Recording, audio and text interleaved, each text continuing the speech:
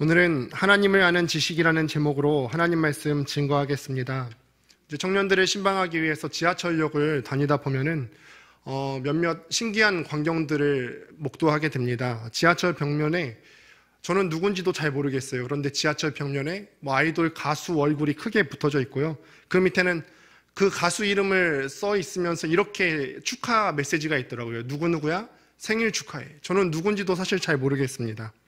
마치 굉장히 친한 친구에게 하는 메시지인 것처럼 이렇게 하는데, 사실은 그 글의 내용이 그 아이돌 가수의 어떤 팬클럽 회원들이 자기가 좋아하는 그 아이돌 가수, 너무 좋아하니까 그 아이돌 가수의 생일에 맞춰서 돈을 조금씩 모아서 그 벽면에 광고를 한다고 하더라고요.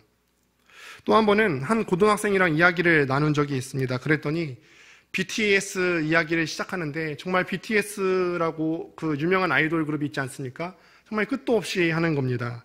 이름이 뭐고, 각각의 멤버들에 속한 이름이 뭐고, 그 멤버들의 혈액형이 뭐고, 심지어는 별자리가 뭐고, 생년월일이 무엇인지 성격까지도 이야기를 하더라고요. 그래서 제가 한참을 듣다가 궁금해서 물어봤어요. 너는 근데 혹시 너희 부모님 생신이 언제인지는 아니? 물어봤더니 음력생신이라 잘 모른다고 하는 고등학생의 이야기였습니다. 이 이야기를 들으면서요, 우리가 어쩌면은 안다라는 표현을 많이 하지 않습니까? 그런데 안다라고 하는 것에 대해서, 이 단어에 대해서 착각하며 살지는 않았나 생각해 보게 됩니다. 아이돌을 따르는 팬들은요, 자기가 좋아하는 가수에 대해서 알죠. 그 가수가 또 어떤 혈액형이고, 또 생년월일이 어떻게 되고, 또 객관적으로 드러나는 정보에 관해서 잘 알고 있습니다. 그러나 정보들에 대해서 알 뿐이지 그 아이돌 가수와 어떤 인격적인 친분함이 있는 것은 아닙니다. 진짜 아는 것이 아니지요. 우리도 어쩌면은 하나님에 대해서 알지요. 하나님에 대해서 아는 것들이 많이 있습니다. 성경에 드러난 수많은 객관적이고 또 역사적인 사실에 대해서 우리가 잘 알고 있습니다. 하나님께서 이스라엘 백성들을 출애굽시키시면서 이끌어내시면서 홍해를 가르셨던 일들, 또 여리고성을 정복하실 때 그 여리고성을 무너뜨리셨던 일들, 또 그 광야 땅에 먹을 것이 없을 때 만나를 내리셨던 일들, 성경에 적힌 하나님에 대한 수많은 정보들을 마주하게 됩니다. 그러나 역사 속에서 만난 하나님을 진짜 내 삶 가운데 마주하면서 그 하나님과 내가 정말 친밀하게 동행하면서 살아가고 있느냐, 그렇게 질문을 한다면 쉽게 대답할 수 없을 것입니다. 진짜 우리의 모습을 보게 되는 것이죠. 하나님에 관해서 하는 것이지 우리가 정말 하나님을 아는 것이 아닐 수도 있다는 것입니다. 오늘 본문에서는 호세아 선지자를 통해서 하나님을 아는 것이 무엇이며 또 하나님을 아는 백성으로 우리가 어떤 삶을 살아야 하는지에 대해서 우리에게 도전하고 있습니다. 먼저 호세아서는 크게 두 부분으로 나눌 수가 있죠. 우리가 이전까지 살펴보았던 것처럼 지난 3장까지, 1장부터 3장까지는 또 첫 번째 부분이고, 그리고 오늘부터 시작되는 4장 이하의 부분에서부터는 본격적인 설교 말씀으로 이어지는 두 번째 파트라고 볼 수가 있습니다. 1장부터 3장까지는 호세아의 가정에 대한 어떤 비극적인 이야기를 다루고 있습니다. 호세아 선지자가 음녀 고멜을 아내로 맞아들였지만 파탄에 이른 호세아의 가정 이야기를 통해서 하나님과 이스라엘의 관계를 우리가 살펴볼 수가 있었습니다. 호세아 선지자의 고멜의 관계는 곧 하나님과 이스라엘의 관계였기 때문에, 그렇게 표현되는 것이기 때문에 우리가 이 사실을 볼 수가 있습니다. 이스라엘의 입장에서 보면요, 모든 것이 다 절망적이었죠. 그리고 파탄에 이른 그 관계에 대해서 이스라엘의 입장에서는 아무것도 할 수가 없었습니다. 다행히 호세아 선지자가 도저히 사랑할 수 없을 것만 같았던 그 음녀 고멜을 다시 사랑하겠다는 굳은 의지를 가졌던 것처럼, 여호와께서도 우리 입장에서 봤을 때는 이스라엘 사람들을 도저히 용서하고 받아들일 수 없을 것 같은데, 너무도 크고 많은 죄를 지은 이 이스라엘을 끝까지 포기하지 않고 사랑하시겠다고 선언하시는 모습을 우리가 호세아서 1장부터 3장까지의 내용을 보았습니다. 하나님께 버림받아 죽어 마땅한 이스라엘의 입장에서 봤으면은, 이런 하나님께서 우리에게 끊임없이 포기하지 않으시고 사랑하시는 모습이 우리에게 있어서는 고맙고 다행스러운 일이었지만, 정작 이스라엘을 다시 사랑하기로 결정하신 하나님의 입장에서 보았을 때는 정말로 고통스러운 일이었을 거라고 생각이 됩니다. 우리 한번 생각해 보실까요? 결혼하자마자 아내 이스라엘은 남편을 거부하고 바람을 피웁니다. 남편 되신 하나님은요, 이스라엘이 더 이상 바람을 피우지 않도록 그 가는 길을 막으려고 하셨지만 그렇게 하지 못했어요. 아예 그 음녀 고멜이 집을 뛰쳐나갔지요. 그럼에도 호세아 선지자로 비유되는 하나님은요, 이 아내의 몸값을 마련해서 값을 지불하고 다시 집으로 데려와서 사랑하기로 결단을 하십니다. 이 과정에서 남편 하나님의 고통과 또 번뇌의 과정을 한번 상상하면서 느껴보실까요? 만일 우리가 이 남편의 입장이었다면, 하나님의 입장이었다면 우리는 이렇게 음녀, 바람을 피우고 떠난 그 아내를 다시 맞아서 사랑할 수 있을까요? 세상의 어떤 남자에게도 이런 여인을 다시 아내로 맞이한다는 것은요, 결코 쉽지 않은 일일 것입니다.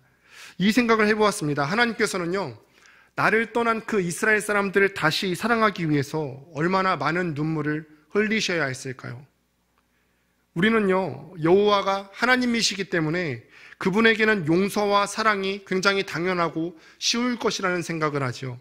사랑의 하나님이니까 당연히 용서하시고, 우리를 사랑하시는 분이니까 당연히 우리에게 그런 긍휼을 끊임없이 베푸셔야지, 그래야 하는 거 아닌가? 그러나 인류를 구원하시기 위해서 독생자 예수를 죽게 하신 그날, 하늘에 먹구름이 끼고 성전의 휘장이 반으로 찢어지고 온 땅에 지진이 임한 것은요, 신학적인 상징성을 지녔을 뿐만 아니라 나아가서 하나밖에 없는 예수 그리스도의 죽음을 바라만 보아야 하는 아버지의 분노와 아픔의 표현이기도 했습니다. 이제부터 선지자는요, 자신의 가정에 대한 언급은 더 이상 하지 않고 이스라엘이 여호와께 범한 죄에 대해서 신랄한 비난과 고발을 하게 됩니다. 1절에 나오는 논쟁하다라는 표현이 있지요. 논쟁하다라는 단어를 한번 보실까요? 이 표현은 원래 뭐냐면 소송하다, 재판하다라는 의미를 갖고 있는 단어입니다. 그러니까 1절에 이 첫 문장을 바꿔서 풀어보면 이렇게 이야기를 할 수가 있는데, 여호와께서 땅의 백성들에 대해서 소송을 제기하셨다, 고발하셨다라는 표현으로 바꾸어 볼 수가 있습니다.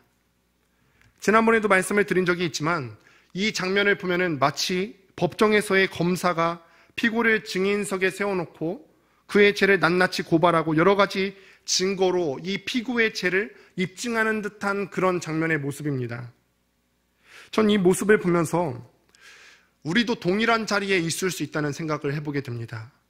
만일 하나님께서 우리를 당신의 가상 법정에 세우시고 소송을 진행하신다면 어떤 질문을 하실까? 어떤 질문을 하실 것이며, 우리의 삶에서 과연 하나님께서 어떤 것을 우리에게 문제 제기를 하실지 우리가 생각해 볼 수 있게 되겠지요. 호세아는 이스라엘의 죄를요, 세 가지로 구분해서 죄를 고발합니다. 본문 1절을 우리 다시 한번 읽어보도록 하겠습니다. 1절입니다. 시작. 이스라엘 자손들아, 여호와의 말씀을 들으라. 여호와께서 이 땅 주민과 논쟁하시나니 이 땅에는 진실도 없고 인애도 없고 하나님을 아는 지식도 없고. 네, 이 땅 이스라엘 사람들에게 없는 것이 세 가지가 있다고 합니다. 1절을 보셨을 때 그 없는 것 세 가지가 어떤 것들이 있을까요? 진실과 인애와 하나님을 아는 지식이 없다고 합니다. 없다라는 부정어가 무려 2번도 아니고 3번이나 연속적으로 반복해서 쓰이고 있습니다. 강조하는 것이죠. 이 땅에 꼭 있어야 할 것들이 세 가지가 있는데 없다라는 표현을 3번이나 강조하면서 이 절대적으로 있어야 할 것들이 없다는 사실을 지적하고 있습니다. 첫째, 진실이 없다는 것은요, 근본적으로 그리스도인이 갖고 있어야 되는 양심이 실종되었다는 것입니다. 진실이란 단어의 의미가 무엇이죠? 신실한 사람의 성품을 의미하는 거 아닐까요? 이웃에게 신실하고요, 또 진실을 말하고, 어떤 사람이 있을 때 그 사람이 하는 말과 행동이 일치하며 행동에 있어서 항상 믿을 수 있고 꾸준함을 뜻합니다. 이런 사람들을 우리가 진실한 사람이라고 하죠. 인간은 각자 자신의 가치관과 또 원칙을 정해놓고 그 안에서 자신의 인생을 지켜가면서 살아갑니다. 그래서 진실한 사람은요, 자기 안에 진리를 알고 그 진리를 믿으면서 따라가며 살아갈지요. 이와는 대조적으로요, 지금 나타나는 이스라엘은 자신들이 정해놓은 어떤 하나님께서 정해놓은 원칙과 가치관을 따라서 살아가는 것이 아니라 기회를 봐서 그때그때 지나친 융통성을 발휘하며 살아가고 있습니다. 그러므로 이스라엘은 신뢰할 수 없을 만한 자들이 되었다는 것이죠. 이런 모습이 과연 우리한테는 없을까요? 우리도 정말 진실한 사람으로 살아가야 되지 않겠습니까? 특히나 그리스도인이라면은, 하나님 나라의 백성이라면 우리가 진실된 양심을 갖고 살아가야 되는데 우리는 정말 그럴까요? 한 번은 꽤 충격적인 기사를 보았는데요. 2020년도 한국 교회의 사회적 신뢰도 여론조사 결과를 본 적이 있습니다. 근데 그 설문조사를 보면은 여러 가지 항목이 나와 있는데 그 중에 한 항목은 이 질문이었습니다. 기독교인의 말과 행동 과연 믿을 만한가? 기독교인의 말과 행동이 과연 믿을 만한가? 그 결과가 어떠했을까요? 한번 속으로 여러분들이 수치를 한번 상상해 보실까요? 굉장히 처참했습니다. 기독교인의 말과 행동에 대해서 믿음이 가지 않는다는 내용이 무려 65.3%에 달했습니다. 이 결과를 보기 전까지 저는 이렇게 생각했어요. 많아봤자 한 30%? 많으면, 진짜 많으면 한 40% 정도 되지 않을까? 그런데 제 예상보다 훨씬 더 높은 수치입니다. 전체 조사 대상 중에 약 3분의 2에 해당하는 사람들이 기독교인의 양심, 기독교인의 진실됨을 신뢰하지 않고 있다는 말입니다. 이미 수많은 사람들이 한국 교회의 양심을 신뢰하지 않고 있습니다. 이미 몇 차례 설교 시간에 다루어졌습니다만 정인이 사건만 해도 그렇지 않습니까? 양부모 모두 목회자의 자녀라고 합니다. 물론 이 양부모가 우리 한국 교회를 대표하는 대표자라고 할 수는 없겠지만 그렇다고 간과할 수 없는 부분입니다. 하나님을 사랑하고 나아가서 사람을 사랑한다고 줄곧 외치는 기독교 가정 안에서 이런 참담한 일이 벌어졌습니다. 말과 행동에 괴리감이 느껴지지 않습니까? 그 진실됨에 의심이 가는 대목이 아닐까요? 정도의 차이가 있겠지만 우리가 고백하는 우리의 신앙의 내용과 우리의 삶에 얼마나 많은 차이가 있는지는 아마 우리 스스로가 잘 알 것이라 생각을 합니다. 저만 해도 그렇습니다. 눈은 부정한 곳을 향하기 쉽고요. 손은 하나님께서 싫어하시는 일을 하려고 하고 발은 하나님께서 원치 않으시는 곳으로 가려고 합니다. 그럼에도 입은 살아서 내가 그렇게 살면 안 되지, 그렇게 하면 안 되는 거야 떠들지만 행동이 뒷받침되지 않는 저의 부끄러운 모습을 마주하게 됩니다. 우리에게 진실이 없는 것입니다. 호세아 선지자 당시에 양심이 없는 이스라엘 백성들에게 호통치시는 하나님의 외침이 이런 진실이 없는 우리에게도 동일하게 해당된다는 것입니다. 둘째로는 사랑이 없다는 것은 사람이 이미 맺은 사랑의 관계에 근거하여서 그 사람에게 꾸준히 충성하고 선을 행해야 되는데 이스라엘은 지금 그렇게 행하고 않다는 사실을 증명하고 있습니다. 여기서 나오는 어떤 사랑이나 자비는 단순히 자기의 책임만을 다하는 정도가 아니에요. 책임이 요구하는 임무 이상의 것을 요구한다는 것입니다. 대표적인 예가 룻의 경우를 볼 수가 있죠. 룻이 시어머니인 나오미에게 그렇게까지 할 이유가 없었습니다. 룻이 지금 룻기서의 상황을 봤을 때 남편이 죽었습니다. 그 당시 이스라엘에는 계대결혼법 혹은 형사취수제도라고 해서 남편이 죽었을 때, 자식이 없이 죽었을 때 그 동생이 있다면 동생이 형수와 결혼해서 아이를 낳아서 형의 이름으로 그 집안의 이름을 이어야 되는 책임이 있었습니다. 그런데 시어머니인 나오미에게는 더 이상의 아들이 없었어요. 그래서 룻의 남편이 죽었을 때 룻은 시어머니와 아무런 관련이 없게 자유롭게 떠날 수 있는 상황이 되었습니다. 굳이 자기가 수고해가면서 시어머니인 나오미를 봉양할 이유가 없지요. 룻은 자기가 본래 소속되어 있던 모압 백성들에게 돌아가서 이전과 같이 자기 가족들에게 돌아가서 편안하게 살면 그만입니다. 그러나 룻은 시어머니 나오미를 따라서 생면부지의 낯선 땅 이스라엘 땅까지 가서 봉양하지요. 이것이 바로 룻기서가 말하는 인애이고 사랑이라는 것입니다. 책임을 넘어서서 그 이상의 것을 하라는 것입니다. 룻기서에 등장하는 핵심 단어가 바로 이 인애라는 단어, 헤세드라는 단어인데 오늘 우리가 읽은 본문에 나오는 사랑으로 번역되는 단어입니다. 인간 관계들 중에서 사람이 가장 확실하게 필요하고 나타나야 할 곳이 바로 부부관계라고 볼 수가 있겠죠. 남편은 자기가 사랑하는 그 아내를 위해서 아내를 보살피고 사랑하는 일에 있어서 기대치와 그에게 요구되는 범위를 훨씬 더 넘어서서 사랑을 해야 합니다. 하나님과 이스라엘의 관계, 하나님과 우리의 관계도 흔히 부부의 관계로 묘사되어지지 않습니까? 이스라엘에 지금 사랑이 없다는 것은 이스라엘 사람들이 지금 그들의 남편 되는 여호와 하나님은 안중에도 없고 자신밖에 모르는 이기주의자들로 변질되었다는 것을 뜻합니다. 이런 사람들은요, 당연히 자기 자신만 알고 하나님과의 관계는 전혀 신경도 쓰지 않게 되겠지요. 하나님을 두려워하는 마음도 없고 하나님께서 시내산에서 이스라엘과 맺으셨던 그 계약 조건에 따라서 백성들에게 요구하시는 그 율법과 기준도 다 무시되어집니다. 세 번째로는 여호와를 아는 지식이 없다고 합니다. 호세아서에서 안다는 것은 곧 남편과 아내가 서로 간에 깊이 아는 그런 단어를 의미합니다.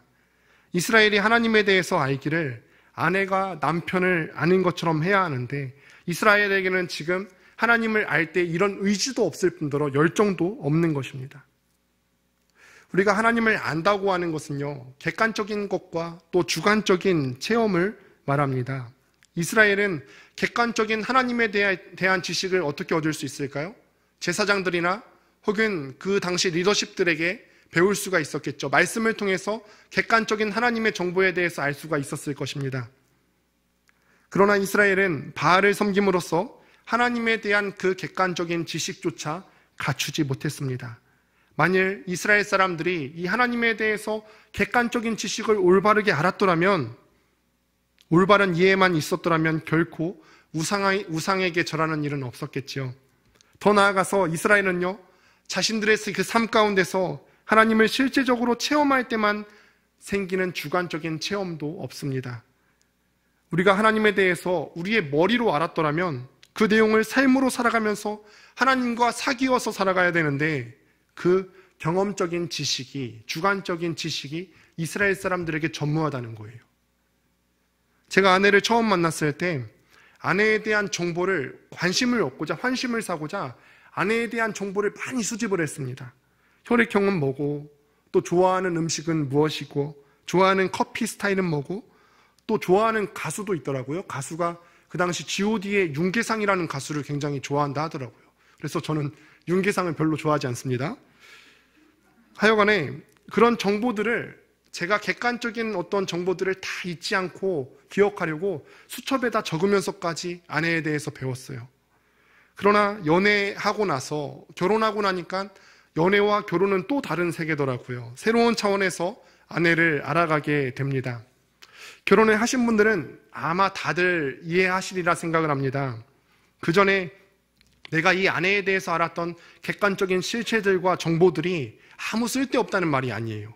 이 객관적인 정보를 기초로 해서 시작되었던 우리의 관계가 부부가 되어서 함께 지내면서 더 깊고 더 넓어졌음을 의미하는 것입니다.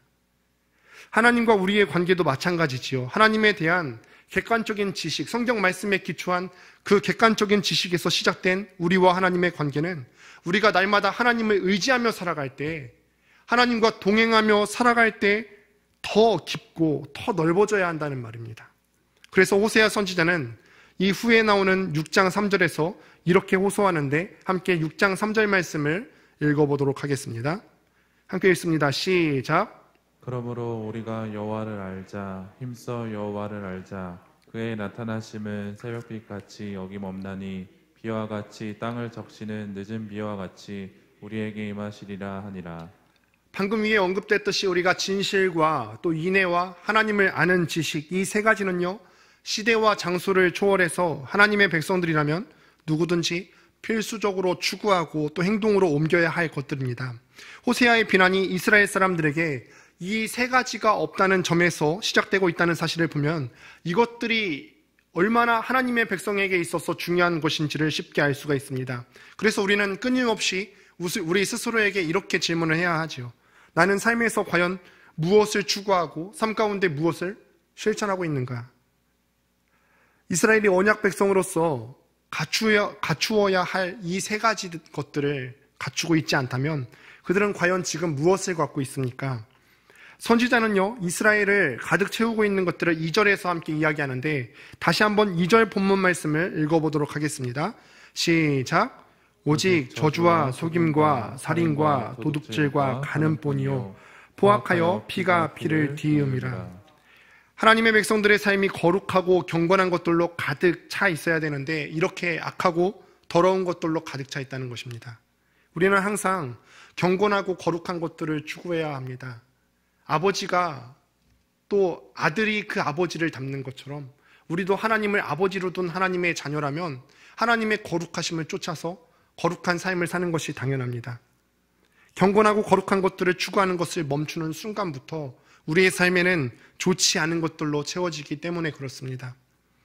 하나님을 알지 못하는 현실은 저주와 속임과 또 살인과 도둑질과 가늠뿐이요 포악하여 피가 피를 뒤흔는다는 것입니다. 십계명에 있는 내용과 거의 일치하는 이 항목들은 이스라엘 가운데 일어나는 일이 근본적으로 하나님과 그 백성 사이에 맺어졌던 그 언약 관계가 깨어지는 것임을 암시하고 있는 것입니다. 서로 불쌍히 여기고 진실하게 대하는 일이 사라질 때 세상은 이런 것들이 가득 찰 것입니다. 세상은 온통 속임과 거짓이 난무하고 상대를 죽인 피 위에 또 다른 피가 흐르게 될 것입니다. 그야말로 힘과 권력이 지배하는 세상이 되는 것이죠. 힘이 조금이라도 더 세면은 내가 다른 사람들보다 조금이라도 더 갖게 되면 그렇지 못한 사람들을 경멸의 눈으로 바라보는 것. 아마도 이 표현은요, 북왕국에서 빈번하게 일어났던 쿠데타를 가리키는 말일 것입니다. 이전 왕을 제거하고 왕위에 오른 이들은 이전 왕들과 또 다른 삶을 살지 않았습니다. 곧바로 또 다른 악한 왕에 의해서 대치되었습니다. 그야말로 피가 피를 뒤이은 세상이었죠. 세상이 폭력과 적대로 가득 찬 것은 하나님을 아는 지식이 없는 데에서 비롯됩니다. 폭력으로 인해서 피가 가득한 현실은 가인과 아벨의 시대에도 있었죠. 노아 시대와도 겹쳐집니다. 호세아 선지자가 봤을 때 이런 일들은 사회 윤리만의 문제가 아니라는 것입니다. 하나님의 백성들이 살아가는 이 이스라엘에서 이러한 현실이 존재한다는 것은 무엇보다 그들에게 하나님을 아는 지식이 없기 때문에 일어난 일이라는 것입니다. 하나님을 알지 못하니까 이스라엘이 바알에게 굽실거리게 되고 온 세상에 저주와 속임과 피 흘림과 폭력이 낭자하게 된다는 것입니다. 선지자는 이 백성이 망하게 되는 근본적인 이유를 여호와와 그의 율법에 대한 지식이 부족하기 때문이라고 하는데 함께 다시 한번 6절 말씀을 읽어보겠습니다. 6절입니다. 시작. 내 백성이 지식이 없으므로 망하는도다. 내가 지식을 버렸으니 나도 너를 버려 내 제사장이 되지 못하게 할 것이요 내가 내 하나님의 율법을 잊었으니 나도 내 자녀들을 잊어버리리라. 하나님께서는 이스라엘이 여호와를 경외하는 지식이 없게 된 것에 대해 그 책임이 누구에게 있냐? 제사장들에게 있다고 추궁하십니다. 제사장들이 영적인 리더십이 되어서 가르쳐야 될 것들을 올바르게 가르쳐야 합니다. 그런데 제대로 가르치지 않았을 뿐만 아니라 그들 스스로가 올바르게 가르쳐야 될 책무를 버렸기 때문입니다. 이스라엘 백성이 올바른 길로 가고 있지 않으면 때론 꾸짖고 때론 바른 말을 해서라도 돌아서게 해야 되는 게 리더의 역할이지 않습니까? 이스라엘 백성들이 하나님을 아는 지식이 없으면 하나님이 어떤 분이신지 객관적인 지식과 자기가 경험한 주관적인 지식에 대해서 알려줘야 합니다. 그런데 그 역할을 하지 않으니 이스라엘 사람들이 잘못 생각하게 되는 것입니다. 우리에게 현재 일어나는 재앙이 있는데 이런 재앙이 일어나는 원인이 하나님께 제사를 드리지 않아서 그런 거구나. 내가 뭔가 더 열심을 내야 되는데 종교적인 열심을 내야 되는데 그렇지 않아서 나에게 이런 재앙이 닥쳐오는구나. 언제나 제사가 부족해서 더 정성스러운 제사를 드리지 않아서 현재의 참상이 온 것처럼 생각하지만 실상은 그렇지가 않습니다. 그렇기에 백성들은 제사를 통해서 마음의 위안을 얻고자 더 많은 속죄의 제사를 드리겠죠. 죄가 많으면 많을수록 속죄 제물이 더욱더 많아질 겁니다. 제사장들은 백성들의 그 죄악된 삶의 모습이 드러나면 드러날수록 더 많은 속죄 제사가 드려지는 현실로 인해서 제사장들의 주머니는 더 불룩해지게 되겠지요. 8절이 말하는 것이 바로 그 내용입니다. 그들이 내 백성의 속죄 제물을 먹고 그 마음을 그들의 죄악에 두는도다. 참담한 현실을 그들이 처한 비극과 어떤 재난의 문제들을 단순히 제사와 예배의 문제로 풀어간다면 현실의 폭력과 죄악은 점점 커져가고 성전과 제사장은 나날이 배부르고 번성하고 부패해지게 되는 것입니다. 이런 상황은 마치 오늘 우리 조국교회의 현실과 흡사하지요. 나라 안에 있는 슬픔과 비극, 참상이 잇따르지만 교회는 나날이 커지고 또 비대해져 갑니다. 본문 7절에 나오는 강력한 경고가 바로 오늘날 우리에게 향하는 경고의 메시지입니다. 제가 한번 읽어보겠습니다. 그들은 번성할수록 내게 범죄하니 내가 그들의 영화를 변하여 욕이 되게 하리라. 우리의 번영이, 우리의 범죄함이 하나님을 아는 지식이 없이 그렇게 번영한다면 그것이 우리에게 득이 되는 것이 아니라 범죄할 수밖에 없는 수단이 될 수밖에 없다는 것입니다. 말씀을 마무리합니다. 오늘 이 시간에 우리가 집중해야 할 것이 무엇인지 다시 한번 생각해보는 시간이 되길 바랍니다. 호세아 선지자를 통해서 이스라엘 백성들에게 하신 말씀은 동일하게 우리에게도 주어지는 것입니다. 모든 상황과 환경은 하나님께서 주관하시는 것이기 때문에 우리를 힘들게 하는 코로나 상황에서도 하나님께서 우리를 향하신 뜻하심이 있는 줄로 압니다. 성경의 역사를 보면은 많은 믿음의 선조들이 재난과 기근을 그냥 흘려보내는 것이 아니라 자신을 돌아보는, 자신의 마음을 돌아보는 기회로 삼았음을 보게 됩니다. 우리도 이 고난의 시간을 스스로를 돌아보는 시간으로 삼았으면 좋겠습니다. 이전에 습관적으로 행했던 종교적인 습관들을 버리고 우리가 정말로 하나님을 알기를 사모했으면 좋겠습니다. 말씀을 통해서 하나님에 대해서 객관적인 지식을 얻는 것뿐만이 아니라 그 말씀이 내 삶 속에서 체화되어서 날마다 하나님과 동행하며 살기를 사모했으면 좋겠습니다. 우리 안에 진실과 인애와 하나님을 아는 지식이 있기를 주님의 이름으로 축원드립니다.